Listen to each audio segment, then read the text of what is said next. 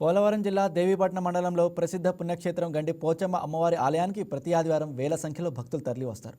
Polavaram project నిర్మాణం వల్ల అమ్మవారి ఆలయంలోకి గోదావరి నీరు ప్రవేశించింది. దీంతో నెలల తరబడి అమ్మవారి ఆలయంలో గోదావరి నీరు ఉండడం వల్ల భక్తులు దర్శనాలకు ఇబ్బందులు పడుతున్నారు. నీరు తగ్గిన తర్వాతే భక్తులు అమ్మవారిని దర్శించుకోవాలని అధికారులు చెబుతున్నారు. పోలవరం ప్రాజెక్టు కారణంగా నష్టపోతున్న ఈ అమ్మవారి ఆలయ స్థానంలో కొత్త ఆలయ నిర్మాణాన్ని చేపడతామని గతంలో అధికారులు ప్రకటించారు.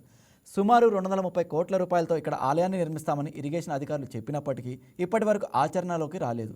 దీంతో ఎంతకాలం ఈ విధంగా గోదావరి నీటిలో నడుచుకుంటూ వెళ్లి అమ్మవారి దర్శనాలు చేసుకుంటామని భక్తులు ప్రశ్నిస్తున్నారు. ఎటువంటి ప్రమాదాలు జరగకముందే అమ్మవారి నూతన ఆలయ నిర్మాణానికి అధికారులు పనులు ప్రారంభించాలని భక్తులు కోరుతున్నారు. ఇక్కడికి వచ్చాక నాకు శక్తి ఇచ్చిందండి. చాలా లిట్లోంచి పడిపోయానండి.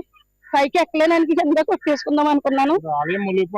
చల్లని తల్లి ములుపునే తల్లి ఇక్కడ ఉందండి, చచ్చిపోందండి. మేము అక్కడ రాత్రి నుంచి వచ్చామండి. అన్ని బాగానే ఉన్నాయి. అన్నవరం గ్రామం అయితే ఇక్కడ గండిపోసమ్మ గుడి దగ్గరికి వచ్చి అయితే గుడి మునిగిపోయింది. అయినా సరే దర్శనానికి వేరే చోట పెట్టారు అమ్మవారిని. దర్శనం అయ్యింది, బాగానే అయిందండి. చాలా బాగా జరిగింది. 12 సంవత్సరాలకి ఈసారి ఇలా వచ్చానండి. ప్రతిసారి కూడా గుళ్ళో అమ్మవారు గుళ్ళోకి వెళ్ళి దండం ఇవన్నీ పెట్టుకునేవారు. ఇప్పుడు ఇలా చూస్తే చాలా బాధాకరంగా ఉంది. ఒక చర్యలు చేస్తూ అమ్మవారి వారికైనా ఏదైనా గేట్లు వేసి అలా ఉంటే చేస్తారు. ఇక్కడ కొత్తగా పెట్టారు, నడ్డానికి కూడా చాలా ఇబ్బందిగా ఉందండి. ఈ ఎమ్మెల్యే గారు కానీ ఎంపీ గాని ఏమైనా చదువు తీసుకుంటే బాగా ముసలోళ్ళు కూడా చాలా జాగ్రత్తగా వెళ్ళవలసి వస్తుంది.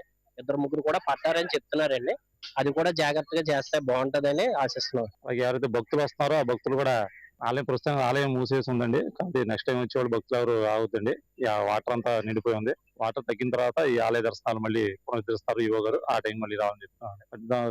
రిటర్న్ ప్రయాణం వెళ్ళేటప్పుడు కూడా జాగ్రత్తగా మీ వెహికల్స్ జాగ్రత్తగా డ్రైవ్ చేసుకుని వెళ్ళండి. ఈ మలుపు ఉన్నాయి, ఒక డేంజరస్ కర్వ్ ఒకటి ఉంది, అక్కడ సైన్ బోర్డు పెట్టామండి. అది సైన్ బోర్డ్ ని చూసుకుని జాగ్రత్తగా vehicle. Please subscribe to YK TV Network. Please subscribe to YK TV. Please watch YK News. Don't forget to subscribe YK News channel.